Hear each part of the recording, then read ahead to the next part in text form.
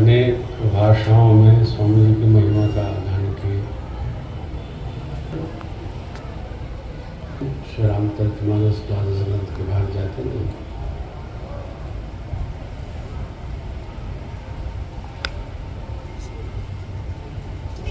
कोई सूत्र है,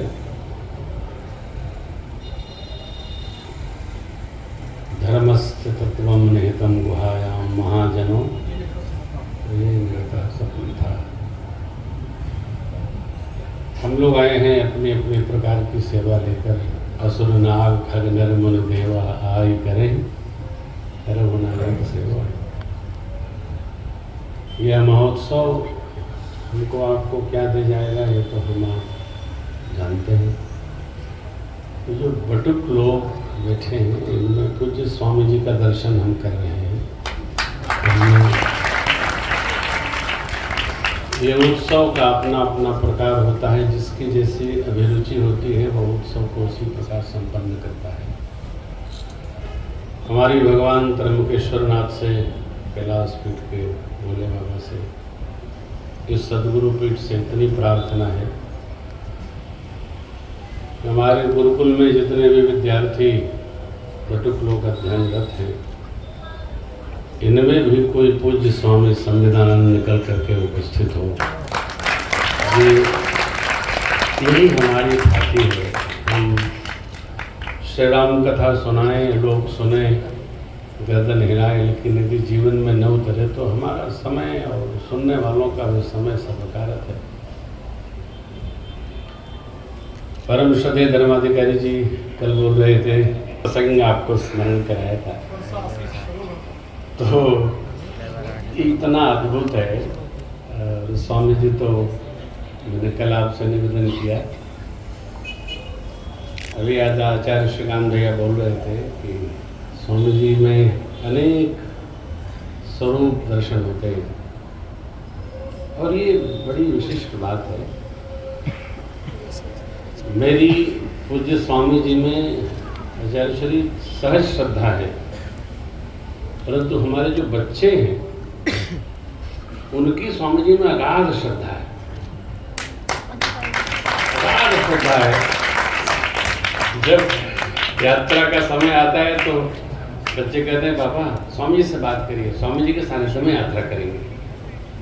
हाँ, तो रेलवे कर रही है, बीटेक कर रहा है, लेकिन उनकी श्रद्धा इतनी रहती है कि पूज्य स्वामी जी न जाने कौन सा मंत्र जपते हैं कि जड़ी रखते हैं। हाँ, है ना। हमारे मित्र हैं बाबू आरपी सिंह, ये तो दीवाने ही रहते हैं। तो ये हमको लगता है कि ये साधना का परिणाम नहीं, भोले बाबा की कृपा का परिणाम। यह गुण साधन ते नहीं होई,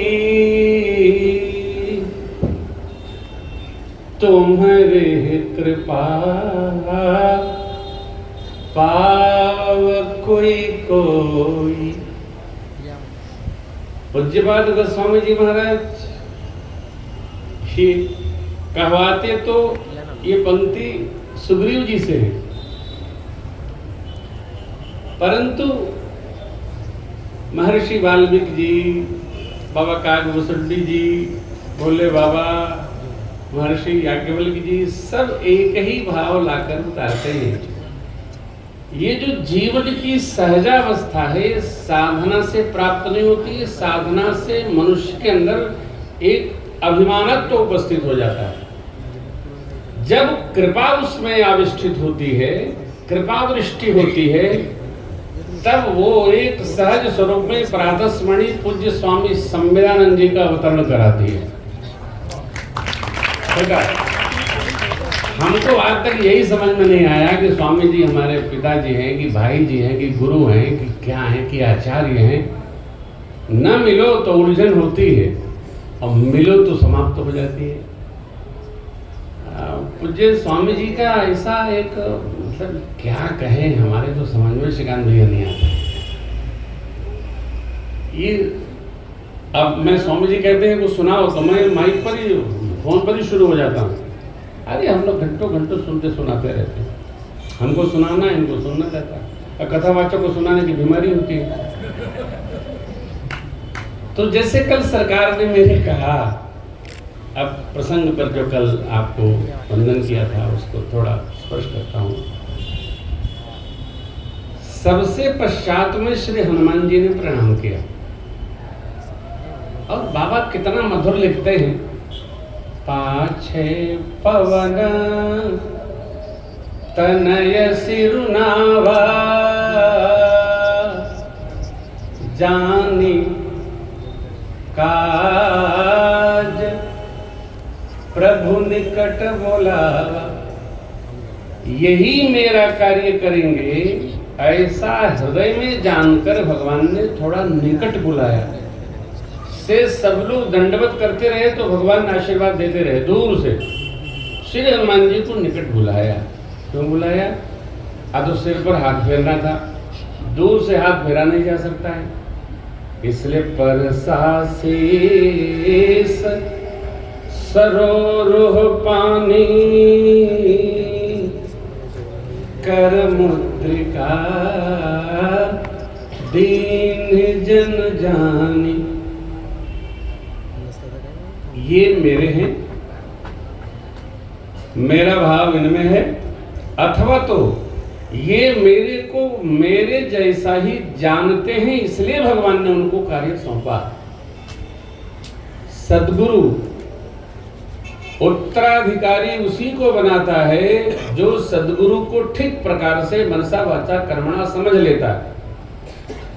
पिता उसी को दायित्व देता है उत्तर का, अपने बात का, जो पिता के भाव को, धर्म को, अर्थ को, सुख को, मोक्ष, भक्ति जो भी मान के चले उसको समझ लेता है। सबको नहीं, भगवान ने श्री हनुमान जी में वो वस्तु ली। क्यों? एकादशो महारत्र स्वरूप भगवान के परम आनंद श्री हनुमान जी महाराज। अभी जो 3 कार्य भगवान ने सौंपा, ये थोड़ा कठिन है। बहु प्रकार सीतहि समुझायहु। आप विवेकी हैं तो स्याजु को बहुत तरह से, जैसे उनके समझ में आ जाए कि हम सुरक्षित हैं और मैं यहाँ करके उनको लाऊंगा, इस प्रकार सुंदरकांड आप पढ़ेंगे, सारा प्रसंग है ऐसे ही लिखा है। मेरे बल का बखान करिएगा। श्री हनुमान जी ने क्या बखान किया? माँ अब ही माँ तुम्हें जाऊं लवाई, प्रभु आय सुनहि राम दुहाई। मैं तो अभी ले जाता, लेकिन सौगंध नहीं उनकी, उन्होंने आज्ञा नहीं दिया। कछुक दिवस जननी धर धीरा, कपिन सहित यही है रघुबीरा। निश्चर मारी तो ही ले जई है, त्योपुर नारदाद जसु गई है। ए बल। अब श्री हनुमान जी जब ये संवाद कह रहे हैं माँ की शरण में, तो छोटे से हैं, इतने छोटे, सरकार के वाले इतनी चुकी श्री हनुमान जी। तो माँ को प्रश्न आया कि लाला सब तुम्हारे जैसे हैं कि थोड़ा मोटे हट्टे कट्टे भी हैं? वही हनुमान जी ने स्वर्ण शैला स्वरूप धारण किया।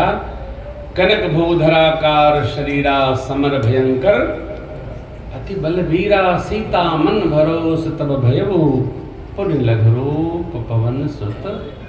ये लघुता में जीवन जीने का भी अभ्यास साधक को होना चाहिए। करुता तो बन ही जाती है। श्री हनुमान जी इतना स्वरूप दर्शन माँ के संशय आने पर कराए, क्योंकि ये तो माता जी वो वाली है नहीं, तो भगवान की करुणा वाली माता जी है। श्री हनुमान जी क्या कहते हैं? माँ हम तो शाखा के हिरण हैं, न बल है न बुद्धि है, कुछ नहीं, परंतु सरकार का प्रताप ऐसा है कि जो गरुड़ सर्प भक्षण करते, सर्प गरुड़ जी का भक्षण कर सकता है। प्रभु प्रताप ते गरुड़ ही खाई परम लघु बल। अब जो विरह की भावना, विरह का सूत्र, विरह का सिद्धांत श्री हनुमान जी ने दिया है माँ के श्री चरणों में, वो बड़ा अद्भुत है। भगवान ने 4 बातें कही नहीं। श्री हनुमान जी ज्ञानी नाम अगर गण्य में है, एकादश रुद्र के समन्वित स्वरूप है। हनुमान जी ने ऐसा संदेश माँ को दिया। क्यों?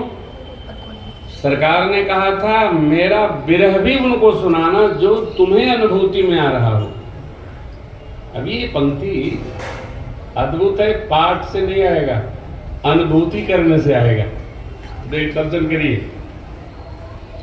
कहे वो राम वियोग तव सीता, मोह कहूँ सकल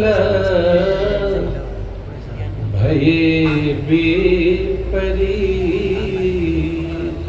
पूरी प्रकृति नवतरु किसलय, मन हो कृशानु, काल निशा सम निशि शशि भान। 2 पंक्ति और है।